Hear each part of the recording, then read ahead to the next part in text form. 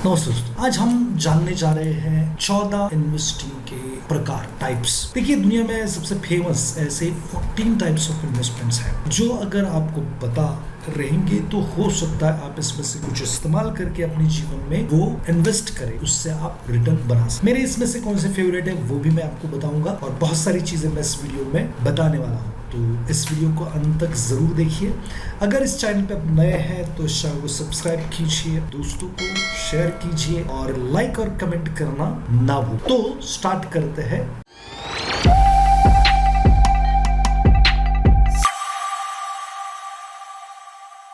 तो सबसे पहला, सबसे फेवरेट अगर इन्वेस्टिंग के लिए लोगों के लिए कौन सा प्रकार है तो शेयर या स्टॉक इन्वेस्टिंग, ये सबसे पहला प्रिय प्रकार है इन्वेस्टर्स का, जहां पर लोग स्टॉक्स में इन्वेस्टमेंट करते हैं।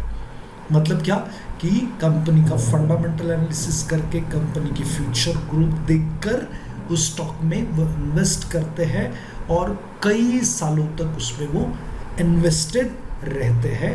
कई गुना पैसे इसमें वो बनाते हैं, डिविडेंड रिसीव करते हैं, बहुत सारी चीज़ें उन्हें बेनिफिट के तौर पे मिलते रहती है। तो पहला प्रकार है शेयर स्टॉक मार्केट इन्वेस्टिंग। हम लोग स्विंग ट्रेडिंग करते हैं या फ्यूचर ऑप्शंस करते हैं, ये भी ऑप्शन है, लेकिन इन्वेस्टिंग ये सबसे पहला ऑप्शन है। ये रिस्की है, लेकिन हिस्टोरिकली इसने अदर किसी भी कंपेयर किए जाए एसेट क्लास को सबसे ज़्यादा रिटर्न्स इसने प्रोड्यूस किए हैं। दूसरा फेवरेट इन्वेस्टिंग का प्रकार है bond investing. Bond debenture, government के जो बॉन्ड आते हैं, इश्यूज आते हैं उसमें, या कॉर्पोरेट्स के बॉन्ड आते हैं उसमें लोग पैसे डालते हैं। फिक्स 10 ईयर होता है और फिर सीरीज में आते हैं, फिर कूपन रेट, मतलब एक फिक्स इंटरेस्ट रेट भी उनको दिया जाता है सर्टेन पीरियड के लिए। फिर इसमें अलग अलग ऑप्शंस के साथ आपको इंटरेस्ट दिया जाता है, पे किया जाता है, मंथली दिया जाता है, क्वार्टरली दिया जाता है, हाफ ईयरली, एनुअली या कम्युलेटिव, एक साथ ही इंटरेस्ट आपको पे किया जाता है, प्रिंसिपल और इंटरेस्ट। तो इस तरीके से बॉन्ड इन्वेस्टिंग, जिनको फिक्स रिटर्न चाहिए, जिनको वोलेटिलिटी नहीं चाहिए, ऐसे लोगों के लिए ये बहुत ही अच्छा इन्वेस्टिंग का प्रकार माना गया है। तो दुनिया में सबसे ज़्यादा जो इन्वेस्टमेंट की जाती है वो बॉन्ड डिबेंचर में की जाती है, ऐसा कहा जाता है। स्टॉक मार्केट भी उससे पीछे है, लेकिन स्टॉक मार्केट अभी के लिए फेवरेट है। फिर तीसरा इन्वेस्टिंग का दुनिया में सबसे बेस्ट प्रकार माना गया है वो है रियल एस्टेट। अब रियल एस्टेट में बहुत सारे प्रकार आते हैं। रेसिडेंशियल प्रॉपर्टी आती है, कमर्शियल प्रॉपर्टी आती है, इंडस्ट्रियल प्रॉपर्टी आती है, urban property, semi urban property, holiday resort, बहुत सारी चीज़ें इसमें आती है। फिर म्यूचुअल फंड के थ्रू भी रिट्स के माध्यम से, REITs रिट्स के माध्यम से भी आप इन्वेस्टमेंट कर सकते हो। उसमें कैपिटल एप्रिसिएशन और आपको रेंट में मिल सकता है। तो ऐसा ये ऑप्शंस है, आपको थोड़ा रिसर्च करना पड़ेगा, लेकिन ये बहुत बढ़िया ऑप्शन माना जाता है। इंडिया में सबसे फेवरेट में रियल एस्टेट, गोल्ड आएगा, तो ये बहुत इंपॉर्टेंट है एसेट क्लास। तो रियल एस्टेट में इन्वेस्टमेंट करनी है तो बहुत सारे लोग इन लिक्विड एसेट क्लास से बहुत सारे पैसे इन्वेस्टमेंट करने के लिए लगते हैं, तो अपना बहुत सा कुछ लगा देते हैं, और अगर इस एसेट क्लास में आपके पैसे फंस जाए तो हो सकता है ज़िंदगी बर्बाद हो जाए। मतलब एक गलत इन्वेस्टमेंट इन रियल एस्टेट आपकी ज़िंदगी बर्बाद कर सकती है। तो बहुत सोच समझ कर यहाँ पर इन्वेस्टमेंट करनी चाहिए, क्योंकि ये छोटा इन्वेस्टमेंट नहीं होता है, बड़ा इन्वेस्टमेंट होता है, और इसको बहुत ही स्टडी के साथ करना चाहिए। कौन से रियल एस्टेट में कौन से समय पे क्यों पैसे डालने चाहिए, ये एनालिसिस करने के बाद ही आपको रियल एस्टेट में पैसे डालने चाहिए, वरना नहीं डालने चाहिए। फिर चौथा प्रकार है जिसको म्यूचुअल फंड कहा जाता है। अब म्यूचुअल फंड की बात की जाए तो म्यूचुअल फंड में तो बहुत सारे वैरायटी आएगी आपको, मतलब हर एक एसेट क्लास में है। अगर मैं कहूँ कि ये म्यूचुअल फंड इन्वेस्टमेंट करता है तो ये गलत नहीं है। म्यूचुअल फंड मनी मार्केट के होते हैं, जिसमें लिक्विड फंड होते हैं, जिसमें आपके गवर्नमेंट के ट्रेजरी बिल्स होंगे, बैंक के सर्टिफिकेट ऑफ डिपॉजिट्स होंगे, बहुत सारी चीज़ें होगी जो शॉर्ट टर्म प्रोडक्ट्स होते हैं, इसमें ये पैसे डालते हैं। फिर बॉन्ड डिबेंचर के डेट म्यूचुअल फंड होते हैं, फिर हाइब्रिड म्यूचुअल फंड होते हैं जिसमें डेट भी होता है, इक्विटी भी होता है, फिर इक्विटी म्यूचुअल फंड होते हैं, फिर वैल्यू इन्वेस्टिंग होती है, फिर ग्रोथ इन्वेस्टिंग होती है, फिर कमोडिटी में इन्वेस्टमेंट किया जाता है, गोल्ड में इन्वेस्टमेंट की जाती है, कमोडिटी में, या ऐसे बहुत सारे मल्टी एसेट के भी म्यूचुअल फंड होते हैं, रियल एस्टेट के भी म्यूचुअल फंड होते हैं। तो ये म्यूचुअल फंड जो प्रकार है बहुत ही वायरल हो रहा है, बहुत सारे लोग यहाँ पर पैसे एग्रेसिव तौर पे डाल रहे हैं, और मुझे लगता है कि कोई दिक्कत भी नहीं होनी चाहिए, क्योंकि बहुत सारे लोगों को एसेट क्लास समझना, स्टडी करना, इन्वेस्टिंग करना बहुत ही कॉम्प्लिकेटेड फील होता है। तो सबसे बेस्ट इन्वेस्टमेंट का ऑप्शन, अगर पैसिव इन्वेस्टमेंट का ऑप्शन माना जाए तो म्यूचुअल फंड हो सकता है। और म्यूचुअल फंड में अगर आपको पैसे डालने हैं तो फिर थोड़ा सा एडवाइज़र की हेल्प आप ले सकते हो, खुद सेल्फ स्टडी से भी आप कर सकते हो। लेकिन डायरेक्ट इन्वेस्टमेंट में भी इसमें दिक्कत है, क्योंकि जब भी आपको रिटर्न दिखते हैं म्यूचुअल फंड की स्कीम्स में, तब जाके आप पैसे डालते हो। उसी वक्त मार्केट महंगा होता है या वो एसेट क्लास काफ़ी हाइयर वैल्यूएशन पे ट्रेड कर रहा होता है, और उस वक्त अगर आप जाकर पैसे डालते हो तो हो सकता है आपको लॉस लेकर बाहर आना पड़े। मैंने कहीं पर एक रिपोर्ट पढ़ा था, आई थिंक एमफी का था, उसमें उन्होंने बताया कि 80% of direct investor loss book करके ही बाहर निकलते हैं। जब भी मार्केट आता है उस वक्त वो आते हैं ज़्यादा रिटर्न देखकर, और फिर जब मार्केट वहाँ पे करेक्शन पे चला जाता है तो उस वक्त तो लॉस बुक करके बाहर निकलते हैं। तो सिंपल आप किसी की मदद से इन्वेस्टमेंट करेंगे तो ज़्यादा बेटर होगा, ऐसा मुझे लगता है। कुछ पैसे बचाने के चक्कर में लॉस लेना ये कोई समझदारी वाली बात नहीं है। तो म्यूचुअल फंड के बाद आता है एक्सचेंज ट्रेडेड फंड। ये भी म्यूचुअल फंड का ही प्रकार है, बस इसके जो यूनिट्स होते हैं वो ऑफलाइन नहीं मिलते, एक्सचेंज में ट्रेड करते हैं शेयर की तरह। तो इसको कहा जाता है एक्सचेंज ट्रेडेड फंड, ETFs। तो इंडेक्स के ETFs होते हैं, गोल्ड्स के ETFs होते हैं, बहुत सारी चीज़ों के ETFs होते हैं, जो इसका एक्सपेंसेस रेशियो थोड़ा कम होता है। और ये अगर आप इन्वेस्टमेंट करते हो तो कंपेयर अगर इंडेक्स का ही ETF में आप पैसे डालें तो इंडेक्स के जितने रिटर्न बनेंगे उतने आपके ETFs के रिटर्न बनेंगे। इसमें एक्सपेंसेस रेशियो बहुत कम होते हैं, लोगों की फेवरेट की लिस्ट में जा रहा है। लेकिन ETF से भी बेटर रिटर्न आपको, अगर आपके पास अच्छा एडवाइज़र है तो म्यूचुअल फंड में बन सकते हैं। ETF जिनको एडवाइज़र नहीं चाहिए, डायरेक्ट इन्वेस्टमेंट करना चाहते हैं, वो उन लोगों के लिए मेरे हिसाब से उन्होंने क्या करना चाहिए, ETF में जाना चाहिए। लंबे समय में आपका जो भी इंडेक्स रिटर्न प्रोड्यूस करेगा उतना रिटर्न ये ETFs प्रोड्यूस कर सकते हैं। तो वैसे ही गोल्ड के होते हैं, बहुत सारी चीज़ों के ETFs होते हैं।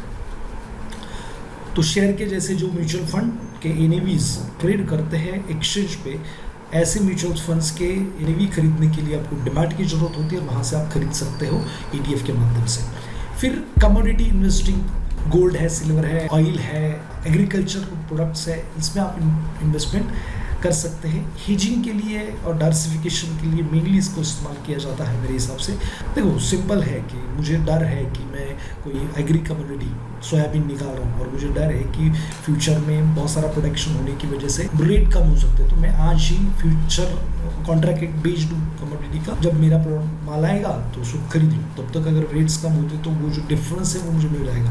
तो हेजिंग के लिए बहुत सारे लोग इसका इस्तेमाल करते हैं डाइवर्सिफिकेशन के लिए। कोई कंपनी है, कोई कंपनी कोई प्रोडक्ट बनाने का ऑर्डर लेती है और सामने वाली कंपनी को कोई बजट देती है या फिर एस्टिमेट देती है, और उन्हें डर लगता है कि यार वो जो लोहा है उसका रेट बढ़ सकता है, तो वो क्या कर सकता है, ये कॉन्ट्रैक्ट फ्यूचर का जितना चाहिए उतना खरीद के रख सकते हैं, जिससे प्राइस की सिक्योरिटी उनको मिल जाती है। तो ये भी इन्वेस्टिंग का प्रकार है, इसमें भी बहुत सारा नॉइस होता है, बहुत सारे सट्टा चलता है, बहुत कुछ होता है। तो ये कमोडिटी का इन्वेस्टिंग प्रकार भी अवेलेबल है, कमोडिटी में इन्वेस्टमेंट किया जाता है।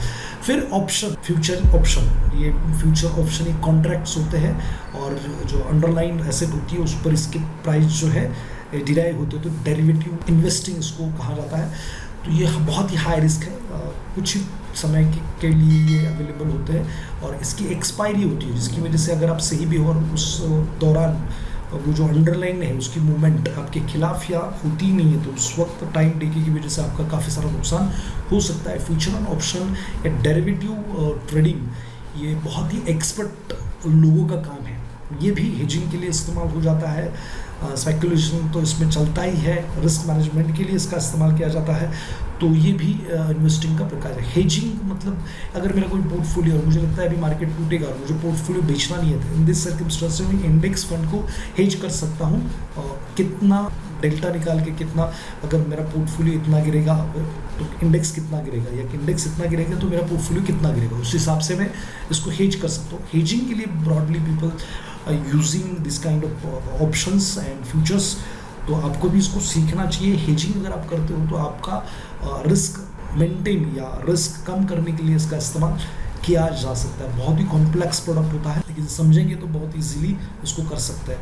फिर पीयर टू पीयर लेंडिंग मतलब क्या, किसी इंडिविजुअल को, किसी बिजनेस को आप क्या करते हो, लोन देते हो। रिस्की होता है, अगर जो भी पैसे लेने वाला है वो अगर डिफ़ॉल्ट करता है तो आपके पास कोई ज़्यादा चांस नहीं होता। पेयर टू पेयर लेंडिंग आपको सबको पता है, जो दोस्तों से उधार लिया जाए किसी परसेंटेज से तो उसको पेयर टू पेयर लेंडिंग कहते हैं। ये भी फेमस है हमारे गांव की तरफ, ये बहुत लोग इसमें पैसे दूसरे को देते हैं 2%, 3%, 5% से।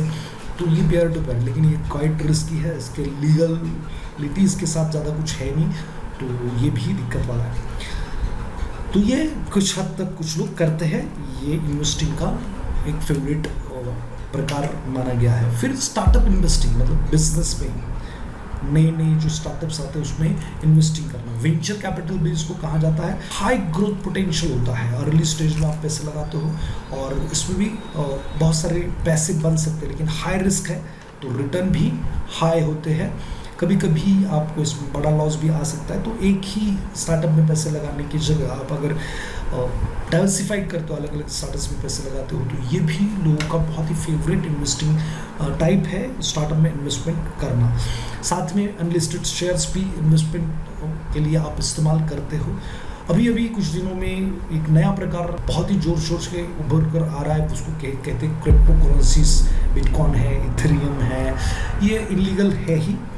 हाई वोलेटिलिटी, हाई स्पेकुलिज्म और इसका कोई भी वाली नहीं है।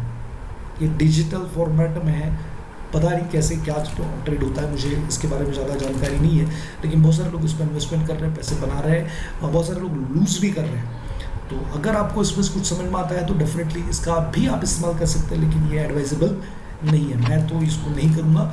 फिर पैसिफिक इन्वेस्टमेंट के लिए लोग रिटायरमेंट प्लान, फिर इन्वेस्टिंग की बात कर रहा हूँ। रिटायरमेंट प्लान मतलब टैक्स सेविंग के लिए भी इस्तेमाल होते हैं, म्यूचुअल फंड में भी प्रकार है, लेकिन ये जो इन्वेस्टिंग का इंश्योरेंस या एंडोलमेंट प्लान है, ये थोड़ा सा अभी लोगों की लिस्ट से गायब हो रहा है। तो इन्वेस्टिंग के लिए पहले ज़माने में इसको इस्तेमाल किया जाता है। मैं वर्ल्ड वाइड बात कर रहा हूँ, तो इंडिया वाइज बात की जाए तो PF है, PPF है, बहुत सारी चीज़ें, लेकिन वर्ल्ड वाइड अगर बात की जाए तो ऐसे फंड है। तो इसका भी इस्तेमाल रिटायरमेंट, लॉन्ग टर्म इन्वेस्टिंग, लंबे समय के लिए आप कर सकते हो।